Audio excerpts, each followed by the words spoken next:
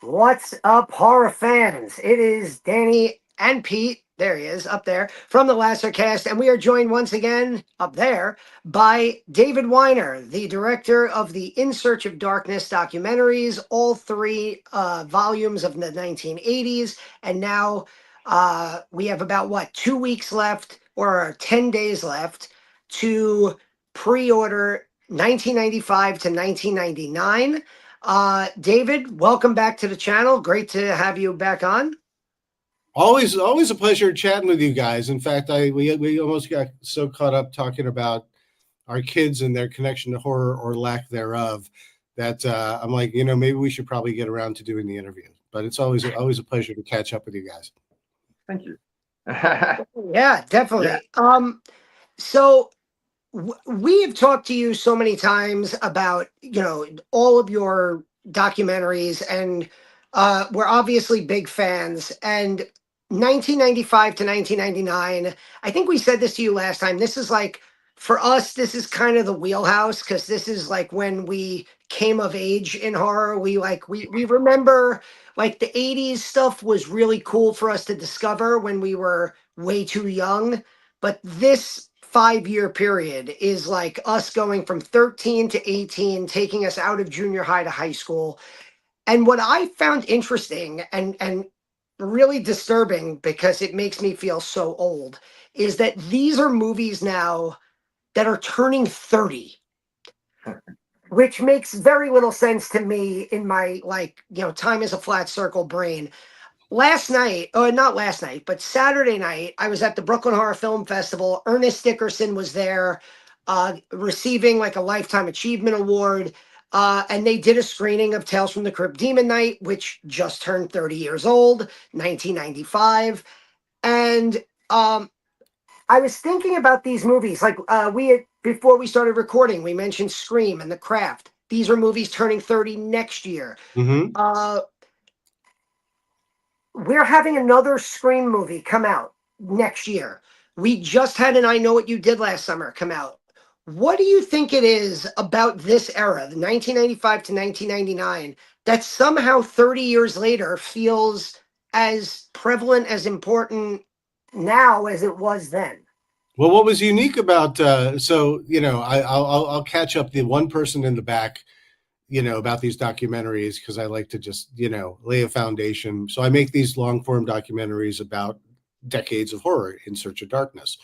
Like you said, I did 3 for the 80s. Now I'm doing the 90s. And this one's a little different in that I divided it into 2 parts. So last year I made and delivered In Search of Darkness 90 to 94. That was with credits. That was a 6-hour documentary. And each year, 1990 to 1994, we dive into a curated list of films. And what I do is I interview the people who made them. So whether they were in front of the camera, behind the camera, or they're experts or authors or journalists talking about it, it's all this big celebration of an era. And the first half of the 90s is really interesting in that a lot of people kind of forget what went down before the second half of the 90s, when Scream really sort of dominated everything. And you had, Blair Witch Project at the tail end in 99. A lot of those things sort of steal the thunder for a whole decade of amazing films that were either studio films, middle of the road indie films, or straight to video on the shelves of your video store, or even shot on video at your mom and pop, where they made 100 copies and they went door to door and sold them, and people found them and discovered them. What's unique about this era, first of all, it's super cool for you guys, because this is like when you were coming of age, and this is when you could go to the movies without asking mom and dad for permission. And this stuff was just, it was your jam. It was very pretty, very attractive teens, maybe 20 somethings, but teens lined up for the slaughter. And I think what's amazing about this Scream era and this teen, the teen-driven slashers that were the result of it, was the reason why they're remaking so many of them now, and just Hollywood loves to remake movies, is that they're proven. They're proven at the box office. And why were they proven at the box office? It was a combination of meta filmmaking, but it was also a combination of hot casting and accessibility where these films, the studios were like, this is horror that's actually making money, and I could stack my deck and put in the cast of Dawson's Creek actors and Friends actors and 90210 or Melrose Place actors, you name it. If they were hot teens, they would be in it. I mean, they even did that for Halloween, H2O. Yes, Right. Jamie Lee Curtis came back, but that was based on a treatment by Kevin Williamson, and that cost Josh Hartnett, and if you look at that cast, you're like, oh, that's just like it's one of these teen-driven slashers. But anyway, the answer ultimately is that Hollywood saw that this could go mainstream, and people who weren't normally horror fans or would not call themselves horror fans, they were lining up for an e-ticket for a Friday night at the movie theaters, and they were buying their popcorn and their drinks, and they were bringing their friends. And this was an audience that wasn't normally going out of their way like horror fans do opening weekend to come to the box office and spend their money and keep on coming back for more. So Right. fundamentally, these things years later, they prove again and again, either whether it's a nostalgia factor or whether it's the kids now of us who were bringing them to say, oh, I loved Scream when it first came out, catch the new Scream with the girl from Wednesday, and you're good to go. Right. But it's not all, and I'll stop here, but it's not all guaranteed, because the Screams are doing gangbusters. I Know What You Did Last Summer, it sunk like a stone when it came out, the remake, and they still had Jennifer Love Hewitt in there, and they had Freddie Prinze was Freddie back. Prinze Jr. Unfortunately, this Fred from Scooby Doo came to my brain, but yeah. So it's not guaranteed. Well, I was going to say, because we actually haven't talked, and the many times you've been on our show, we haven't really talked about the behind the scenes stuff as much. We talked about the movies in depth, but to me, it's interesting. When they talk about the 70s, they always talk about like, oh, this is the first generation of filmmakers that went to film school, and you have this certain group of people that, like, George Lucas, Steven Spielberg, people like that, and they were in this group of like Francis Ford Coppola.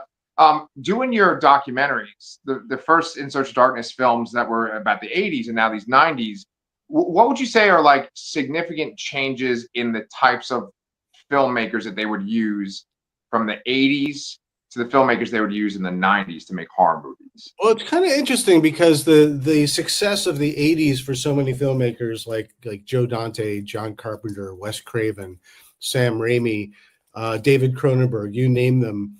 It's all these amazing legendary filmmakers who they cut their teeth in horror. Some stayed with horror, others veered off trying to expand their horizons and find some traction doing something other than horror. And there was a good amount of success and failure for some of these folks. John Carpenter does Memoirs of an Invisible Man with Chevy Chase. Right. Sam Raimi does The Quick and the Dead, a Western with Sharon Stone. Sam Raimi is like the perfect example of, and David Cronenberg, really, of folks who they veered away from their genre to be known as a much more working man director when it came to, they still put their stamp on it. But I mean, Sam Raimi, don't forget he did For the Love of the Game with, Right. a baseball movie, Kevin Costner baseball movie. And then, of course, he goes on to Spider-Man movies. If anything, it was a really refreshing thing to see him come back and do like Drag Me to Hell. And it was really refreshing for him to see, for us to see him do like, at least for me, Doctor Strange in the Multiverse of Madness, which to me was like horror Marvel. You've got a zombie Doctor Strange. There's some good fun dark stuff there. And my son loved that. He's just like, that was like horror Marvel. He's like, I could handle that, and I enjoyed it. But then you have people like John Carpenter who are they're sticking around with they're doing a Village of the Dead remake. He's trying to make a remake of Creature from the Black Lagoon. He delivers In the Mouth of Madness, which is meta and Lovecraftian and different and really interesting. And then he does like vampires. He sticks to what does well for him at the box office, having failed in the 80s with movies like, say, The Thing, that did not do well at the time. No one remembers that unless you're a hardcore horror fan. But yeah, I mean, the list goes on to answer this question. But I want to say that there was also a whole new batch of great filmmakers just getting started. You know, Guillermo del Toro, M. Night Shyamalan, David Fincher,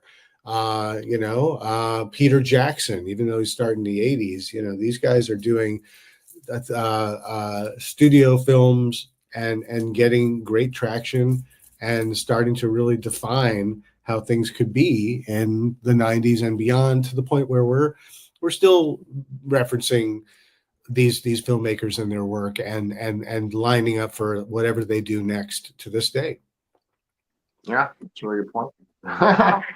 You said that 1990 to 1994 was, for including the credits, over 6 hours. I feel like this is a question that we asked you maybe in the first interview that we ever did with you, which was probably 4 years ago at this point. I was having this conversation with somebody the other night at Brooklyn Horror, where we were talking about how when it comes to horror movies, we prefer them to be 90 minutes to 100 minutes. And that when they get near 2 hours, we're like, oh God, why is this movie still on? But when it comes to horror documentaries, there's no length whatsoever that we will not commit to. And so, two-part question: how long are we tracking for 95 to 99? And what is it about the horror documentary that makes the horror fan willing to commit 4, 5, 6 hours to it? So the new In Search of Darkness, I wanted to make a companion piece that was balanced, you know. So if the first half is it was pretty much 5 hours and 35 minutes and then about 25 minutes of credits. So I'm like, I will do the same and it'll be a nice balance. And I think that'll be plenty for people to chew on. And I found myself going, as I often do, like 90 minutes and over and still going. And so I whittled it down. I chopped out a bunch of segments, and it's an extremely painful process for me and for my editor, Alex Townley, because we work hard on this and we love them. They're our little darlings. But fundamentally, guess what? This new one is, and I'm so happy that I get to say this each and every time. This is the longest In Search of Darkness ever. This one goes 6 hours, and then credits will be after that, however long the credits are. So you get pretty much 25 more minutes of it's an even 6 hours of movie, and then credits after that. Why do people like that? Well, first of all, when I was doing the first In Search of Darkness, and I started to realize that the structure just demanded that we just fly past 4 hours, because if you take mathematically, without even making your choices, X amount of movies, say you want to do 10, 12, even 15 movies per year, and then you want a chapter in between. Each movie segment, you're looking at 2, 3, but on the average 4, 5 minutes long.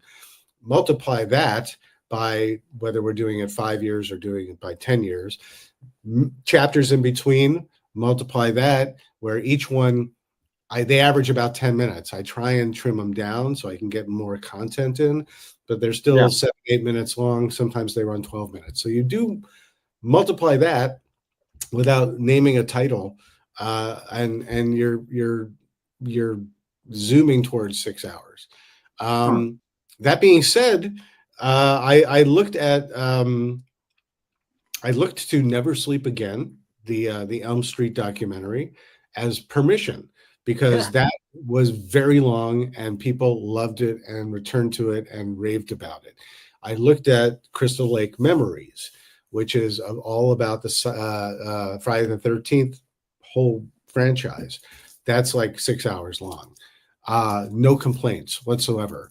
If you're complaining, you're sorry. This is a Wendy's. Move on to the next place, you know? So So for those who don't understand and think it's too long, then that is they're correct. They are correct. It is too long.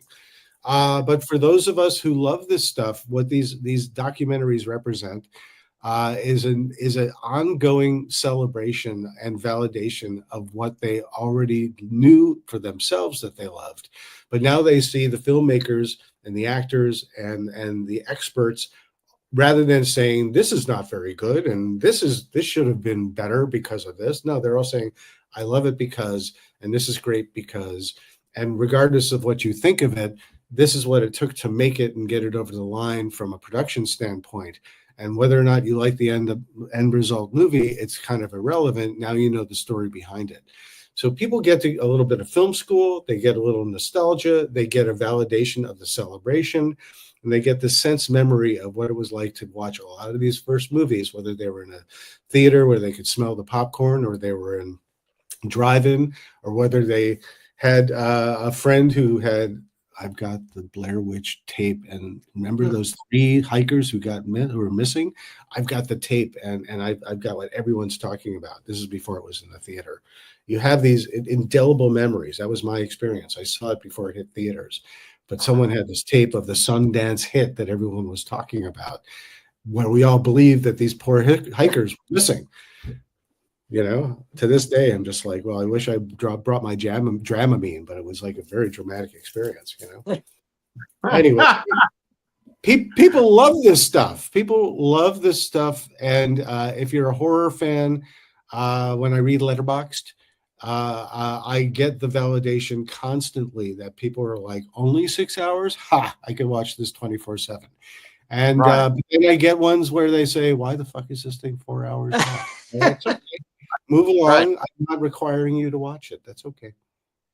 And, it's funny because there's such a focus on the individual films in your documentaries, and I think that people get excited because it's like, oh, it's that one, and you do your little cut where you go past all the different covers, and you go to this one. Sometimes it's a little misleading because you're like, oh, let's go to this one, and then goes to a different one over here. But Psych. what I like the most is the segments in between where you're talking about what's going on behind the scenes. And I think it's really interesting. We were talking about like the craft before we started recording, and I think that there's like a shift in like female roles from the 80s to the 90s. And I think that there was a shift from the roles that people of color would play from the 80s to the 90s. Obviously I think it reflected our culture in general. But is there any kind of discussion about that, like the change of gender roles or race characters from different races in this documentary? There's a little more of that actually in the first half. This documentary. So each time I come up with a chapter, I really want to tackle something that I haven't tackled yet. Otherwise, we kind of get repetitive. Like I realized I hadn't done anything. I did like effects and digital effects versus practical effects last time around, and I was like, well, I want to do music, but I did music for the 80s trilogy, and I did music for In Search of Tomorrow. But this is the 90s. There's something notable about this. Well, what is notable about this? And I just said, well, what I think was incredibly notable was the difference, was the fact that scores and soundtracks were huge in the 90s, but more the soundtracks. What is the difference between the two? And so soundtracks, I mean, I could just type in looking for a YouTube commercial for I Know What You Did Last Summer, The Faculty, The Crow, Blade, and there's all these amazing commercials that be like, oh, is that you screaming? You should be, because I Know What You Did Last Summer. Get the album featuring Korn and Kula Shaker and whoever it was on there. I know it was Kula Shaker, but I can't remember which one was Korn. But it's that kind of stuff where that was part of our world. We were full on. It was MTV. It was the MTV generation, and all that stuff was important to us.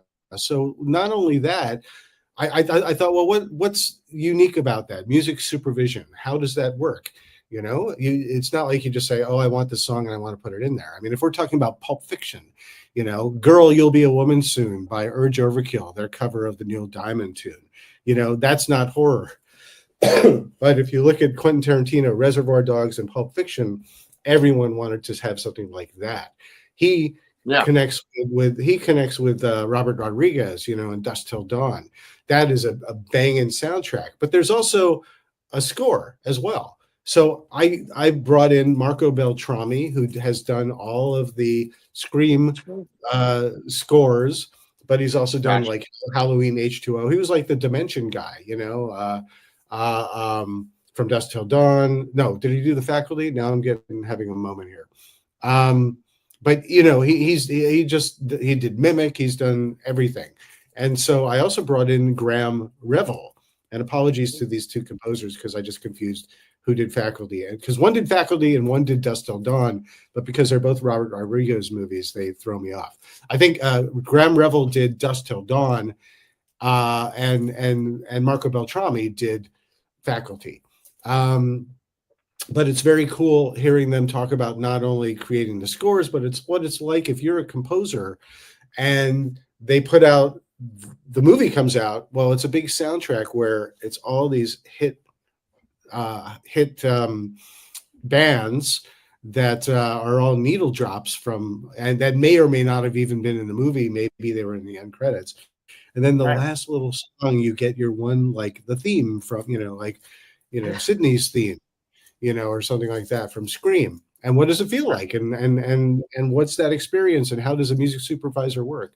I'm talking a lot about this, I realize, but it's like a very cool concept to be able to talk about that. And I also have Dee Snider of Twisted Sister talking about Strangeland, but he's of course talking about how cool it was when he assembled this soundtrack for his movie. He enlisted his 15-year-old son, who's just like, Dad, you got to do this new band. They're System of a Down. And he's like, System of what?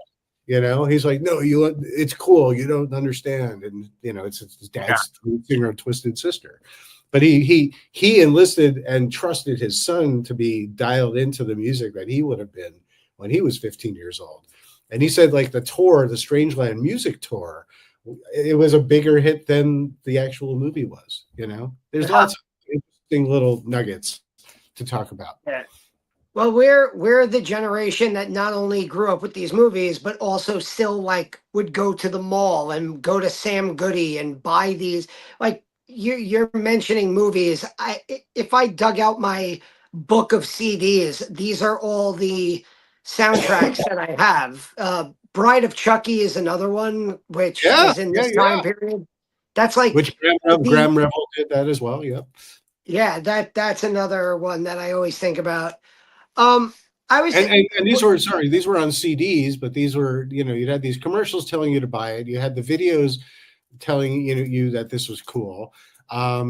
With the Faculty, I'm sort of straying a little bit before you ask your question. With the Faculty, not only did they have the really cool soundtrack, but they also were all like school related. So covers of like Schools Out with, Alice Cooper, but they also did like a Brick in the Wall, We Don't Need No Education. That was like the class of 99. It was like Tom Morello and a bunch of other artists. And on top of that, they were doing like Tommy Hilfiger like fashion commercials from the set, So it was all just packaged and it was a big zeitgeist display of pop culture.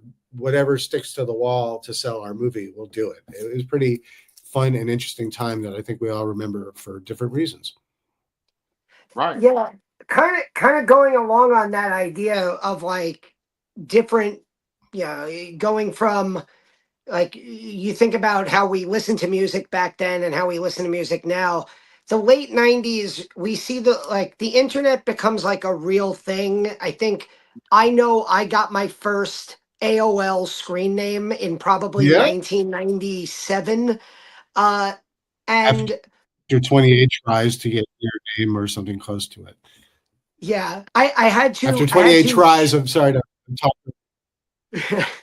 I had to change my date of birth because my mom was standing over my shoulder and made me put in 17 or under. And then when she walked away, I changed my date of birth to so that I could have an adult. Yeah. I was thinking about like when you're doing these documentaries on the 80s and then the 90s, and it's like you worked for Famous Monsters of Filmland, and Fangoria magazine is such an important and integral part of the horror landscape, and like print media, especially for horror fans. Like even today, like Fangoria has had a resurgence. You go to the Barnes and Noble, you'll see tons of horror magazines. But now it's the late '90s, and the internet's around. Uh, do you guys in the documentary, do you talk at all about like the rise of the internet and what that did to not only movies but covering horror movies, and like the horror websites and things like that, and even the rise of IMDb? Yeah, that stuff was incredibly important. Listen, you guys always get to the point where you're like, do you have this in your documentary? And you know me, I like to be coy. I want people to discover it for themselves. But in terms of generalities for that era, that's most definitely the type of thing that I like to touch on, because the internet is something that it changed our world, the way we got our information. It was brand new and exciting at the time, and we were seeking a excuse me, got a cough. We were seeking out uh, fellow horror nerds. It used to be in the pages of Famous Monsters and Fangoria, but now you seek out fellow horror nerds in chat rooms, you know. But I mentioned Dee Snider. It quickly went down a dark turn because people were quickly realizing that this amazing invention that would bring us all closer together was also a very dangerous tool if you did not look after your teens, or you were not very smart the way you conducted yourself. You can get in trouble. Strangeland is all about that, about a predator, luring in young women and men, to torture situations by a lunatic. But I think what's interesting, talking about Blair Witch Project, that's a movie that really became a phenomenon thanks to the internet, because that was really the first to use the internet as a marketing tool, but as a misleading marketing tool to make people believe that these were indeed missing hikers. You had like a missing and three hikers and their actual names, the actors' names. They were like their family. I'd speak to Eduardo Sanchez, who's the co-director of the Blair Witch Project, and he said that we might have done something a little bit differently in terms of the marketing, so it would not have been such a challenge for those of us who made this film, because they really dialed into the fact that these were missing people. And so these actors, their families and their friends were concerned that they were actually missing. Because why wouldn't you believe that? There's this website that says they're, help find these people. We only have this footage and they've been missing for a couple of years. It's quite insane. There's a whole world out there. I see Robert Cargill, who's the screenwriter of Black Phone 2 out now. Check it out. I'm going to catch it tomorrow and I can't wait. And I rewatched Black Phone last night just to sort of, this has nothing to do with Black Phone, but I like Cargill. He's great. He was with he was with Ain't It Cool News, and in the Austin sort of internet scene before he was a screenwriter, doing Sinister and Doctor Strange. There's another Doctor Strange reference. And it's one of those things that he was like working at a video store by day and a famous rock star blogger, by night, going to all these cool, studio sanctioned events where they wanted to get their approval of some nerdy, geeky thing, so the studios could market it, saying, the guys at Ain't It Cool News think it's actually cool. There's so much there that it pains me, because we talked all about that stuff, but I only have so much time and tangent room when I'm just trying to keep the story moving. So the problem is, in a good way, you have a good problem of so much going on in the 90s, so much in terms of pop culture and accessibility, and the evolving landscape of online journalism versus traditional journalism. For me, I not grew up, but like in my career, I came up as an online journalist for Entertainment Tonight Online.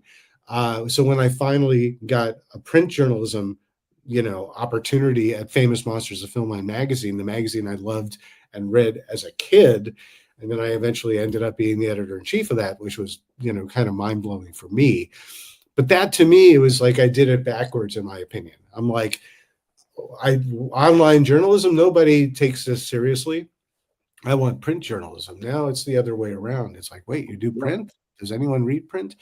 We live in sort of backwards, interesting age these days, but the 90s was sort of the proving ground of so many brand new technologies in connection to the marketing of films. I'm so glad that you brought up C. Robert Cargill, because Danny and I actually did our review of Black Phone 2 today. Like, we did it hours ago when we had another window of time. And we talked about Cargill a bit. I've met him multiple times because I live in the Austin area as well. Oh, yeah. The signings at Book People, and I've interacted with him. He's a real cool guy. We liked Black Phone 2 a lot. Spoilers for our review. But that could be a segue into one of the other questions I wanted to ask you as well. Because Black Phone, it's originally based on a Joe Hill short story, but it has this character which has become a 2020s kind of villain now, the Grabber, played by Ethan Hawke.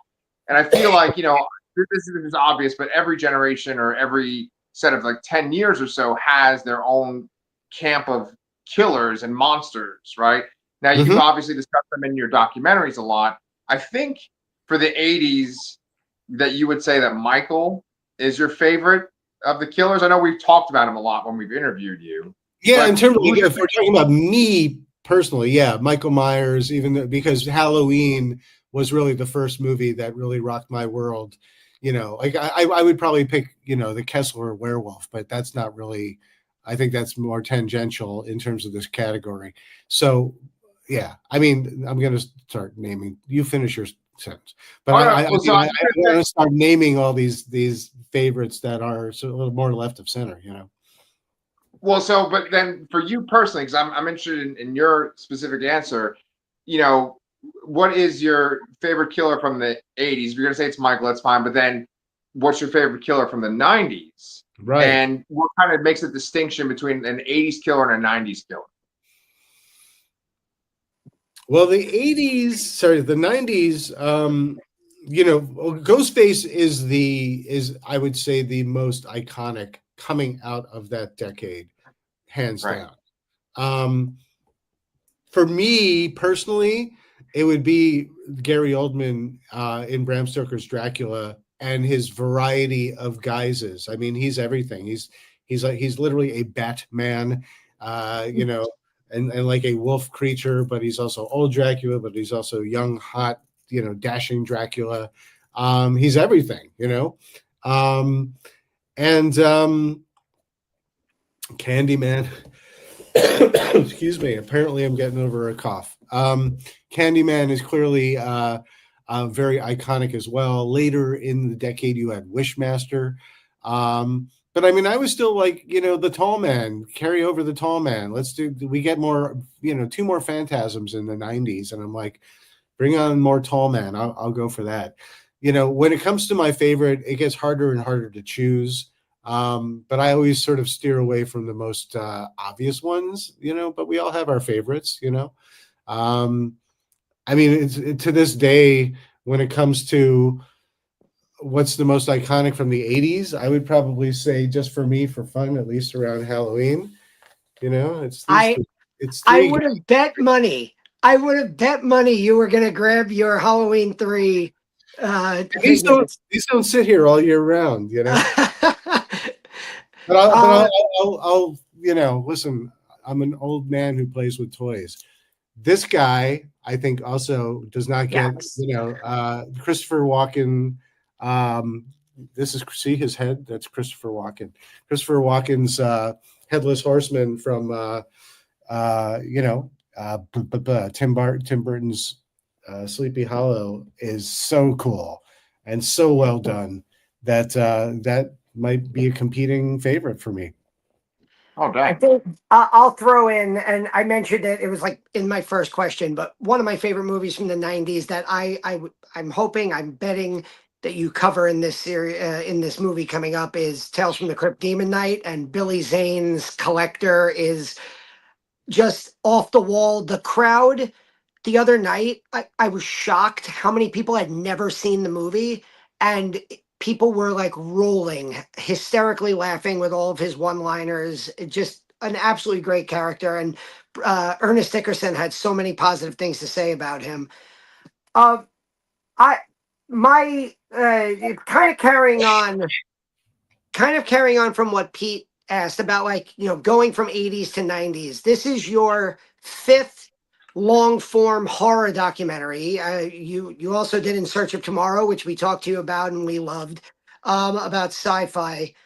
But just not even about content wise, just about as a documentarian, what are the biggest uh, similarities, differences, challenges that you faced going from the 80s trilogy into this 90s duology?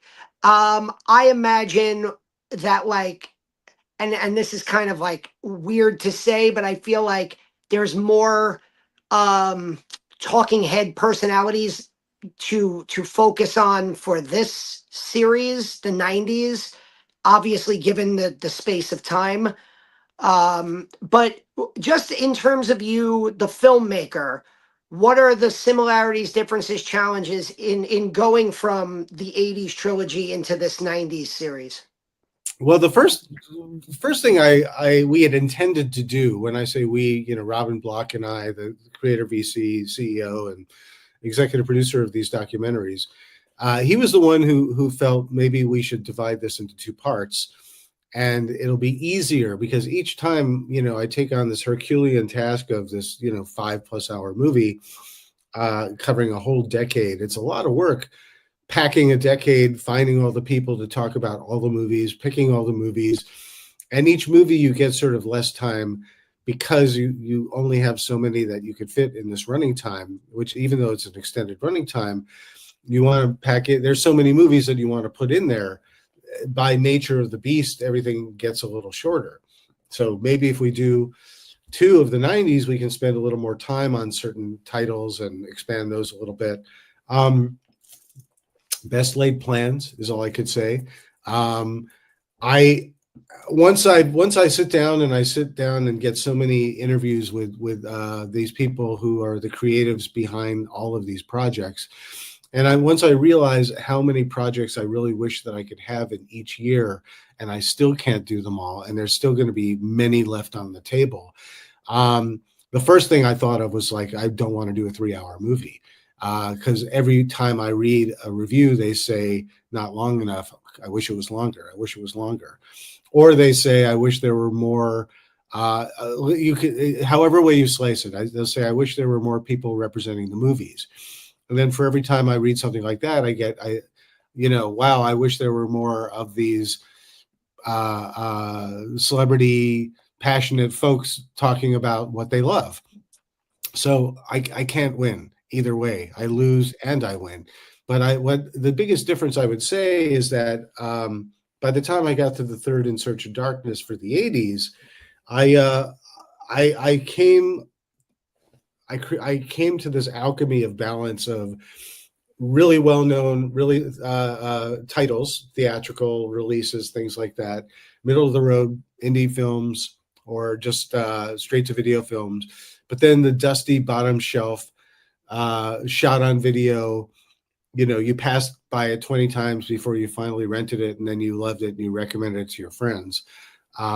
Title, or no stars, no budget, but great cover art, lots of nudity, lots of fun gore. That's all I need on a Friday night.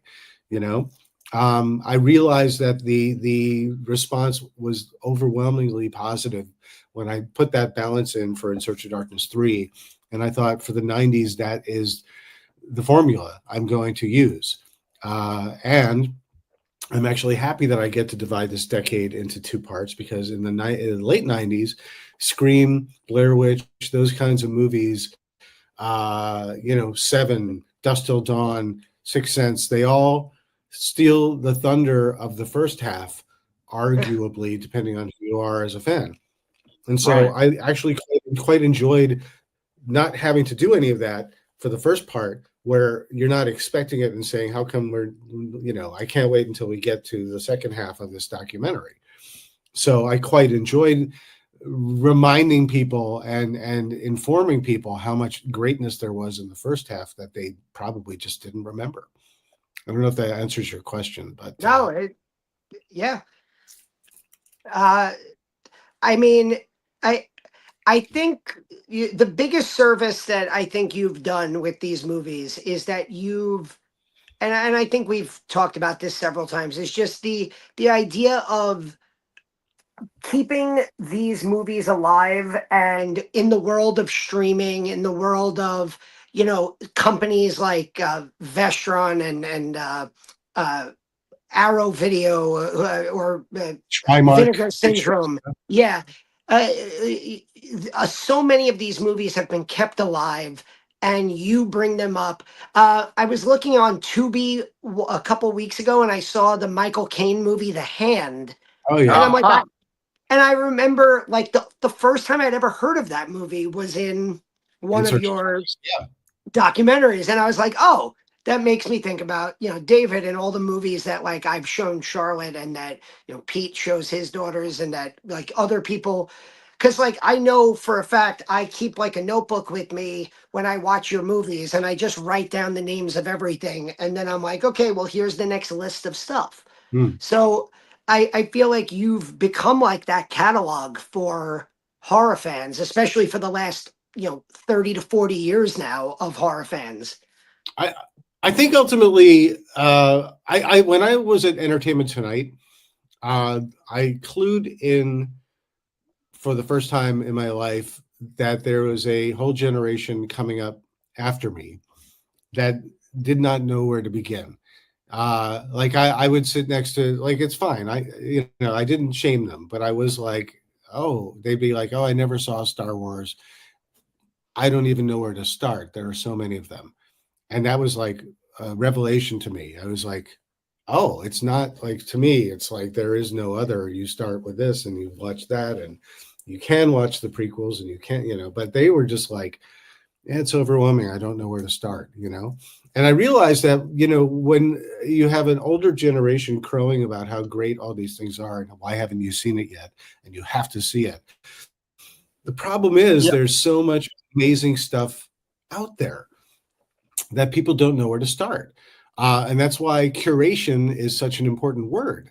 And I think these documentaries, if they serve multiple purposes, I think a primary purpose is that they curate titles from each year, from a decade, to help people who are looking to discover new things, either by director, by special effects artist, by actor, by genre, by subgenre, to have the people who either worked on that movie or are respected, saying this is great because, or this is cool and interesting because. Um, I think that's a definite reason to use these documentaries as a tool for your own personal investigation into a genre. And there's someone who told me that they had never watched any, maybe a little bit, but they didn't know anything. They're like, I don't know anything about 80s horror. And I saw your documentary. And during COVID, when I had a lot of time on my hands, I used that as my roadmap to start watching. And now 80s horror is my all-time favorite of all the decades. So that's sweet. That's amazing. And so I'll throw one last thing out there is that an unexpected byproduct is that just this past summer, a UK film student writing a thesis about elevated horror, he wanted to interview me and use all my In Search of Darknesses as foundational reference for his argument, for his thesis, Wow. as to why film worked its way up to what's now considered elevated horror, but what are the foundations in the previous decades. And he used my movies and my quotes for his thesis paper. That to me is just Nice. like college classes are doing this. I know, Danny, I know you can connect with this. Yeah, I mean, I've shown parts of In Search of Darkness in my horror movie club. I usually try to show movies in two parts, but then there'll be like a random week where they're like, we have a vacation coming. So I'm like, all right, instead of watching a movie tonight, we're going to watch, you know, two 30 to, we're going to watch 45 minutes of In Search of Darkness, volume 1, 2, or 3, or 90 to 94. And and then when you go home over the vacation, you have a bunch of movies that you can like, glean from and look for on your streaming apps. And the kids love it. They don't have a lot. Their attention spans aren't what ours are, and so showing them movies, showing them documentaries with a bunch of clips is actually very beneficial. Short attention span theater. That's what I excel at, I guess. Uh, Like it's funny because I asked all my questions, but then David, you kind of made me think of one. You were talking about Star Wars, and you're talking about how like some people they don't know where to begin with Star Wars, or like seems overwhelming. What I've noticed, and I'm sure you've noticed this too, is that there's this whole generation of people that like the prequels are their Star Wars, and they're so excited by the prequels, they like them more than the original trilogy. Now, guys like us were like, "What the fuck are you talking about?" Right? But what I'm wondering is by doing this documentary, have you noticed that there is like a love for a movie that was in the 90s that people did not like? That all of a sudden it's like this horror movie that people are like, yeah, this is really good. Well, I was gonna before I answer your question in terms of the '90s. So, you guys have seen John Carpenter's The Thing, right? Yeah. of course. And then there's the Thing kind of prequel that came later. Do you have a favorite?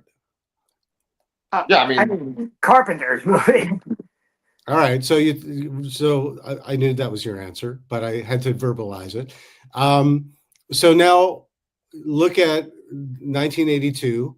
Siskel and Ebert are reviewing John Carpenter's The Thing, and Roger Ebert calls that the barf bag movie of July. You know, he thought it was terrible because that was a remake of the Howard Hawks film that he saw when he was younger as a kid, The Thing from Another World. And he's like, why remake it with all this gross stuff when it was a great classic already? You know? So for each generation, we each have what's new for us when we see it when we're younger. We connect with it more. When Force Awakens came out, I was working at Famous Monsters, and one of my Famous Monsters coworkers was younger than me.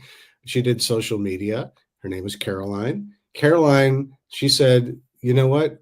I we talked about we did a podcast, and we said, well, what's your favorite Star Wars out of all the Star Wars movies? As we anticipate Force Awakens."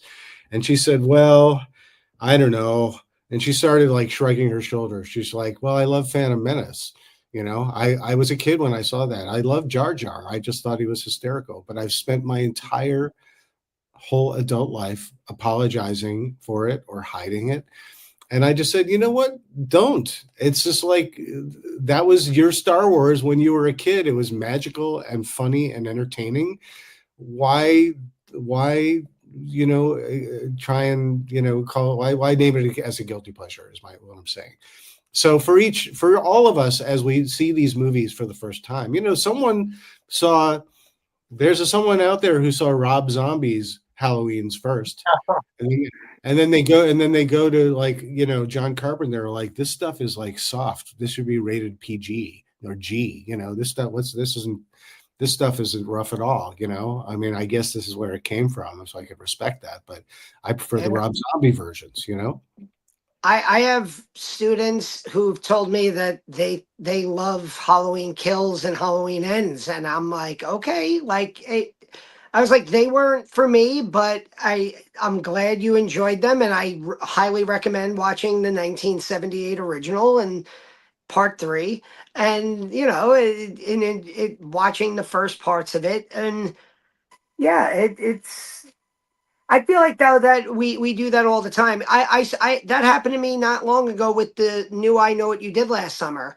Mm-hmm. I went with a big group of my friends and my daughter to see it over the summer, and a lot of my friends have like crazy nostalgia for that movie. And because of that nostalgia, they loved the new one. And I don't really have nostalgia for that first movie. And I walked out of the second one going, eh, like, and even like Charlotte, my daughter was like, yeah, it was okay. Like, I don't really get it. And all my friends loved it. And I was like, okay, like, it was fine, you We know. can't. We not everything is going to be our cup of tea, Yeah. and horror. If it's anything, it's very diverse. It's full of remakes. There's contemporary takes on things that fail, and contemporary takes on things that succeed the original. At the end of the day, the fact that people love this genre and want to consume more because they enjoyed what they saw, so they want to find more from that actor, or they want to find more about of a filmmaker, or what is it a remake of? Well, what's the original? All that kind of stuff doesn't take away from what came before it. It's only just there to be discovered. And if people have enthusiasm for a genre, that elevates, that lifts all the boats. That lifts all the boats. Am I freezing? I don't know about, but that lifts all the boats. No, Anyway, it lifts all the boats for everybody, for the genre as a whole. I don't think I answered your question, Pete, specifically. So what was the question about 90s horror? If they're one. Well, you know what, David? I actually don't give a shit at this point. I just remembered something I want to know your answer on while we still have you, which is, what did you think of Alien Earth? Oh my gosh, I loved it through and through. So you are talking to a person. Yeah, and I was going online, on social media thinking, isn't this great? And people were like, oh, I didn't like this episode. Oh, this was disappointment. Oh, it was leading up, and then it was a dud at the end, as if it was like, 18 seasons of Game of Thrones and they fumbled the ending, and then we should, get together, have a, tell HBO to just, redo the entire ending the way we want it. It's just like, which is the thing. I am a person who, and I speak for many, and I'm sure I speak for you guys to a certain degree, or if not completely. I am a person who loved Alien when it first came out. I was obsessed with it. I loved Aliens when it first came out. I was obsessed with it. Every Alien sequel afterwards has not been bad, but has not been good. Has lots of admirable things. Overall, with time, sometimes they're even better, sometimes they're worse. But fundamentally, no Alien movie has met the bar of the first two movies for me. Yes. Since the early 90s. So it's 30 years, right? 30 plus years. The first, and even with the excitement and then subsequent disappointment of Ridley Scott coming back, I was so excited for Prometheus. I thought it looked great. I really was excited about Covenant. They just were not what I had hoped for. And I was kind of, my dreams were dashed a little bit, to the point where my expectations just remain bottom low, but I still show up to every Alien anything or Predator anything with cautious optimism. So who is more surprised than I to have found that Alien Romulus was incredibly entertaining and just knew how to make a really, really fun in-between story that grabbed pieces of every other movie and made an original film that was entertaining, that was fun. Maybe it was a little too on the nose at certain points. I did not care. I loved it, and I had a giant smile on my face. I loved it. I was hopeful for the Alien Earth to come out. I'm like, this is Noah Hawley can do no wrong for me, because I loved all of his stuff that he did with Fargo. Genius level. Another series that I dismissed at first because I love the Coen brothers Fargo so much. I'm like, why do I need a Fargo TV show? I don't. Right. People said it was great. I still didn't want to do it. I started with the second season when I learned that you could watch, they're all independent seasons. Maybe there's a little connectivity, but they're just individual stories. I started with the second season. I was just like, this is one of the greatest, brilliant things I've seen on television. Watched the first, watched them all, loved them all. So now Yep. Noah Hawley brings his magic to Alien of all things, and who knew we'd be more interested in an eyeball with tentacles, hanging out in a sheep's head, or other creatures other than a xenomorph, or even characters that are like kind of 1 foot strongly in Blade Runner. All Yeah. great, all great. Right. And I just was like, sorry, I rarely have an opportunity to crow about it, so. But No. It's all good, because it's kind of funny. We've been able to tie. I like getting your opinion on stuff that Danny and I talk about a lot on here. So we reviewed that show. We actually covered Strangeland like I don't know, a month ago or so. When Ozzy died, we did that as like a metal horror movie little segment. And then what else did we do recently, Danny, that we've been talking about today? Well, Black Phone 2, we talked about this morning. Right. It's funny, David, because at Comic-Con, you would be shocked. One of the most popular cosplays at Comic-Con this year was the sheep with the eyeball monster. Oh, that's awesome. And like Pete and I talked about it with our other friend Brian reviewing that show. And we, for the most part, we loved it more than basically any Alien franchise stuff since Aliens. Yeah. And I have a broader thing to say. So, and I'll connect it, but ultimately, whether we're talking about Leatherface in Texas Chainsaw Massacre Next Generation, or we're talking about Michael Myers in Halloween 6, Curse of Michael Myers, right? We're coming back to this stuff again and again because you love the first one and or the second one, whatever the franchise is. So we're going to keep on going as well. And it gets more and more derivative, and it gets more and more similar. So when you look back at these at the many years later, you look back at, well, this is what I got. So I could either reject it entirely, or maybe I could glean things that I appreciate, like I just did a recent revisit to Alien Resurrection. And there are moments that I think are genius, and there are moments that I think are really kind of cringeworthy. But that movie at least tried to be different in a certain way. Curse of Michael Myers, Halloween 6, Michael Myers, that movie dared to be different by the Cult of Thorn, and bringing in Tommy Doyle in with introducing Paul Stephen Rudd, as Tommy Doyle, carrying a baby that Michael Myers wanted to get that baby. Get that baby? What's the story with the baby? You got to protect the baby. Like none of this seemed to belong in Halloween. But you know what?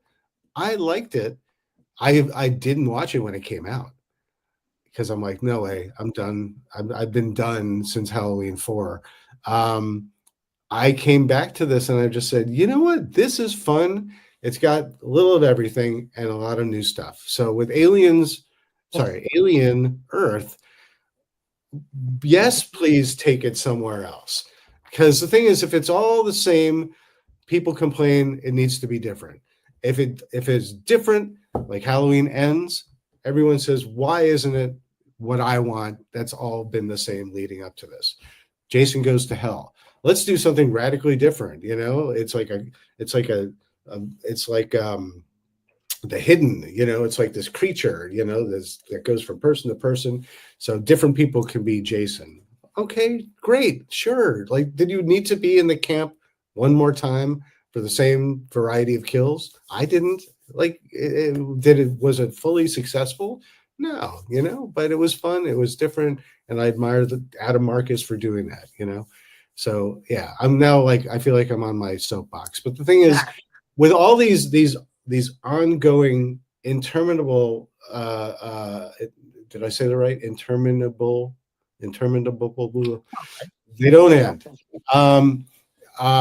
Franchises that they're just constantly, they just keep on going. Let's make a new Hellraiser, but slightly different. Give me a Prey.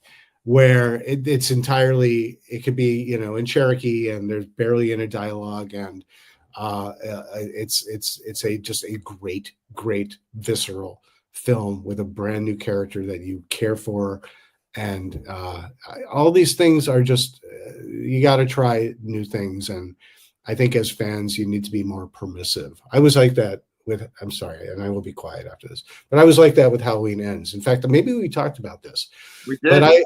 did I love Halloween Ends? No, but did I respect it? Absolutely. I'm like, they're trying something new. They kind of fumbled it at the end because I'm like, you're cultivating this brand new successor to Michael Myers, and then, you know, spoiler alert, you killed him, you know. But I was just like, I thought, I get it. You know, Michael Myers you know, he's got arthritis. He can't do this as easily as he used to. So you're creating a whole new generation of killer with a Michael Myers mask, you know, tie it into, you know, Halloween 3, where maybe the Michael Myers mask turns people into killers because of the Silver Shamrock thing. Either way, just take us somewhere new, please, if you're going to keep on doing these, because I've seen the originals already a million times. Right. Well, speaking of I taking needed to us, get that off my chest. I'm sorry. no, speaking of taking us somewhere new, we're at an hour. Uh, David, your documentary is, you have a few more weeks of, in order to Yeah, find until it and Halloween. order it. So why don't you talk about how you can get In Search of Darkness 1995 to 1999? Go to 90shorrordoc.com between now and Halloween at midnight. There we go. There's my little pumpkin. Go Halloween at midnight. And you pre-order it. It's the final pre-order. You get, the reason why it's a pre-order is because you get your name in the credits. So as soon as midnight Halloween comes and goes, you'll be able to see the movie digitally in December. We'll have it done by then. So at some point in December, you'll get your digital copy. And then right after that, we mail you your Blu-ray. If you missed the first half of the 90s, though, you can get a 2-pack if you want. So you can get both 90s movies, 90 to 94, 95 to 99.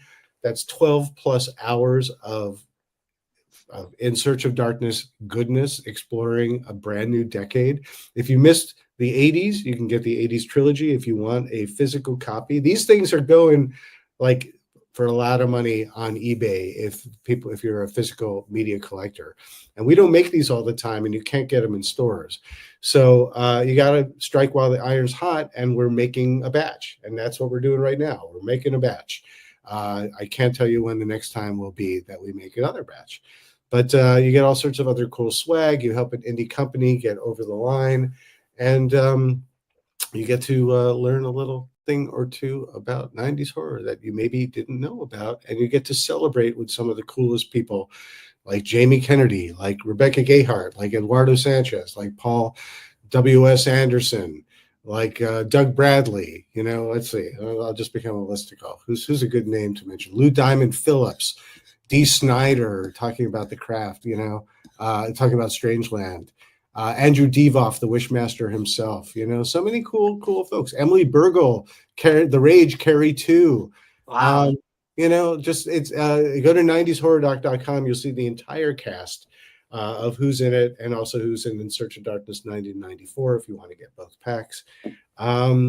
It's a project that's blood, sweat, and tears that people like you guys are so amazing for helping to spread the word and share your passion about. And it allows me to go up to bat each and every time to do something new, like perhaps In Search of Darkness 70s next. Yes. Oh Yes. shit. Okay. Three cheers for that. I will watch 7 hours of 70s horror coverage. I was in downtown. I was in Brooklyn Heights last night, and I went and took a picture of the building from the Sentinel. Just because I was there, and I like basically said to my wife, "Sit in the car. I'll be right back." And I ran down the block just to take a picture of the house from the Sentinel. David, thank you so much as always for joining us, for spending so much time with us. And we cannot wait for In Search of Darkness 1995 to 1999, 90shorrordoc.com. And we will talk to you guys all very soon. Thanks, guys. Yeah. Always a pleasure. Happy Halloween to everybody and happy spooky season.